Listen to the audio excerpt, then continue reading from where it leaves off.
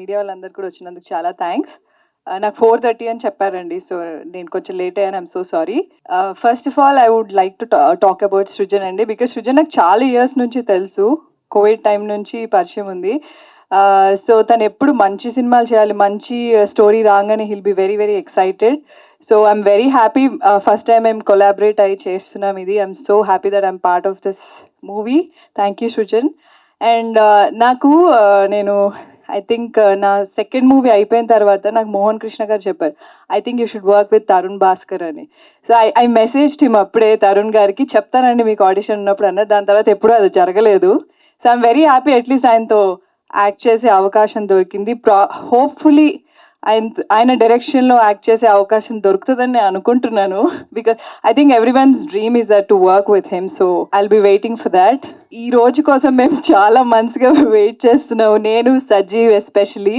I'm very very happy for Sajeev because ఎక్కడ కూడా మీరు మూవీ చూసినప్పుడు ఎవరో కొత్త డైరెక్టర్ తీశారు అంటే ఎక్స్పీరియన్స్ లేదు అని ఎక్కడా అనిపించదు.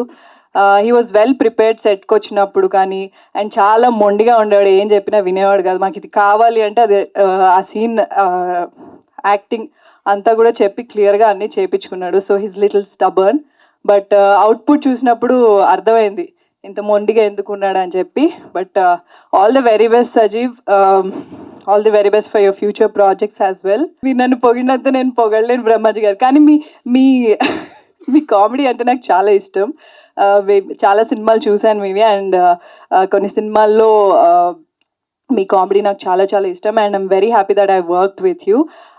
It was very very good experience working with you and the whole team of Om Shanti అండి. అంటే ఇప్పుడు ఒక్కొక్కరి పేరు సజీవ్ చెప్పేశారు కాబట్టి సృజన్ చెప్పినట్టు నేను మళ్ళీ ఏం మెన్షన్ చేయను. But it was fun working with every one of them.